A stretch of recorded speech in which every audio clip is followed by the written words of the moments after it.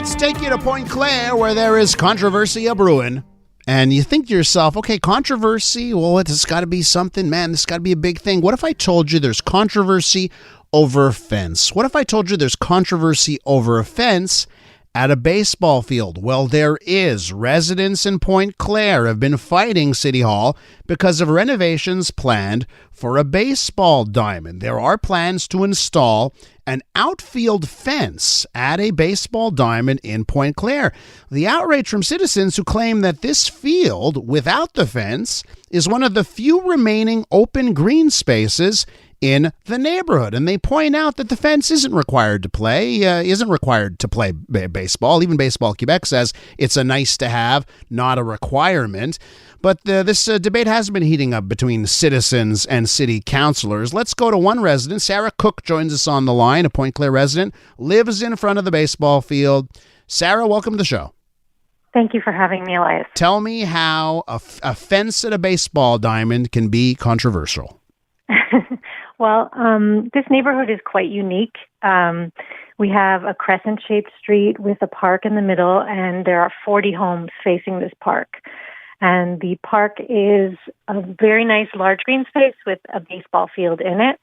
And it's unique because it's the only baseball field in all of Pointe Claire that has homes directly facing it. So the issue for us is that an outfield fence would close in that open green space, which is used for a myriad of activities during the year. And we want to keep that space open so the children in the neighborhood can continue to fly their kites and play their soccer games when baseball is not being played. And if they put this fence in place, there will be no other access points to the field? There will be no other ways to get onto the field? It definitely is still accessible, but it definitely also cuts into the main kind of meat of that, the green space that is accessible to kids. And it will, an 8-foot fence will make a difference to kite flying, to kicking balls, for example. If the ball should go over, they're going to have to go all the way around the perimeter of the field. So It's a matter of trying to find a compromise and a win-win solution. What would be a good compromise here? For the residents who are opposing this fence, we would like to see a painted line or some other perimeter marking be made rather than the fence, so that residents can continue to enjoy this open space during the 80% of the year that baseball isn't played, and baseball can continue as it has for decades without any issue with that open green space. When I've talked to baseball players about what they see on fields or across the island of Montreal, one thing that I've heard from them is on fields that are like this, that are completely open, there's not an outfield fence, their field ends up with a lot more dog poop and other things that they shouldn't see on a baseball field when they want to play, and they're diving into it and that kind of stuff. So is part of the issue here, is the reason why there's a fence is maybe because citizens haven't been using this space maybe as appropriately as they should? I think that's a risk anywhere, but when you speak to Baseball Montreal, they say the majority of the fields on the island do not have the outfield fence, so I don't think that makes this park unique.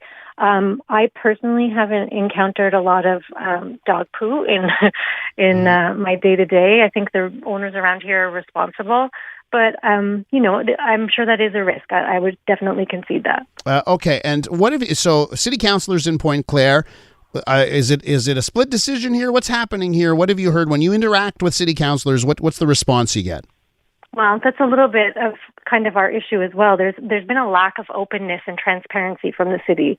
The decisions are being made behind closed doors, and we don't know what information they're using to make those decisions.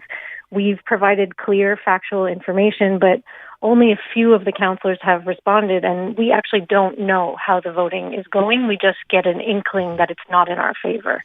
Sara, listen, thanks very much for joining us. We're going to get some thoughts here from the mayor of Pointe Claire coming up next. Thanks for outlining your issues with this fence, and now let's try and get some answers from City Hall in Pointe Claire. Thanks so much, Sara. Let's go now to Tim Thomas, the mayor of Pointe Claire, back on the show. Mayor Thomas, thanks for coming back.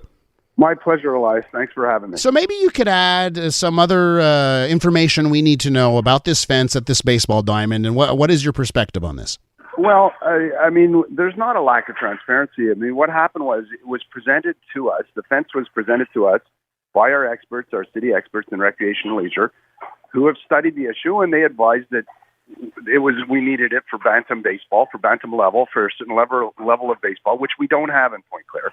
And some of our kids have had to play in other parks for competitions at the playoff level, et cetera. And so we were advised that only, out of 34 parks, 31 of them have the fence across the Montreal region. And we were one of the parks, one of the municipalities that didn't have one. And to get a bantam regulation field, we should probably have one. So we were listening to our experts, and to be clear, virtually all of council supported the idea. And then we found that it was not popular amongst quite a few citizens. So that's where we stand at the moment. We were trying to do a good thing. We thought we were allowing for our one and only bantam level baseball diamond in Pointe-Clare so that baseball would have somewhere to go. And there are lots of other parks where people can go and have recreation. We have terracotta and we have some green spaces. So that was our logic at the time. But if enough citizens are really upset by this, hey, who knows? But it came as a surprise to us. So right now, are you rethinking the decision right now? Are you rethinking this? I'm not sure where to go in this one, Elias. I have no skin in this game. I'm open to both. I haven't heard a lot from the baseball lobby. I mean, they haven't been telling us why they need it strenuously either, and there seems to be a lot of citizens who are opposed to it. So it's a tough call. I'm not sure where we're at. But of course, I have to listen to council, and council has been unanimously for it until Councillor Stork changed his mind recently, and he's listened to the citizens and has agreed with them. So we're it's out. I have to listen to council, Elias, and go where council ultimately decides to go. For the people that live near this park, right? Because there's, this is, I imagine if you lived right in front of this field, I don't have this green space anymore. But are there other options in the neighborhood? Are we talking about, okay, it's no longer in my backyard to get to a nice, great park. Now I got to walk 2 blocks? Or they don't have to walk 2 blocks, Elias. They can walk around the fence. Uh-huh. I mean, the field is not, the park is no longer they're no longer denied access. They can still access the park, but they're inconvenienced because they do have to walk around a fence in the exterior of it. But they can still use the park. This is my understanding. Like it's not like they have to go somewhere else. Okay, that's so it wouldn't turn out, because I know sometimes when they do renovations of baseball diamonds, they'll end up putting gates where no one can access the field outside of when it's operating for baseball. That wouldn't be the case here. I'm not sure, Elias. That's not my understanding. My understanding is that they'll still have access. That's the way I understand. Well, Mayor Thomas, listen, thanks so much for coming on and talking about this, listening to the concerns of citizens, and we'll see how it shakes out. Thanks so much. Yeah, absolutely, Elias. I mean, we don't want to do anything that the citizens don't want. I mean, and if there's a large bulk of them, that's not a great scenario. So, I'm not cast in stone, but I do have a council, and we do have to hopefully do our best and consult and come up with the best decision on it. Mayor Thomas, thanks so much for coming on. I really appreciate the dialogue here. Appreciate it. My pleasure, Elias. Thanks for having me. That's the mayor of Pointe-Clare, Tim Thomas. On the text line, by the way, I have a note from a listener. I have 2 young sons playing baseball. There's absolutely dog poop on all of the fields, even if there is a fence. These dog owners just find a way in. Maybe there just needs to be more enforcement on that front.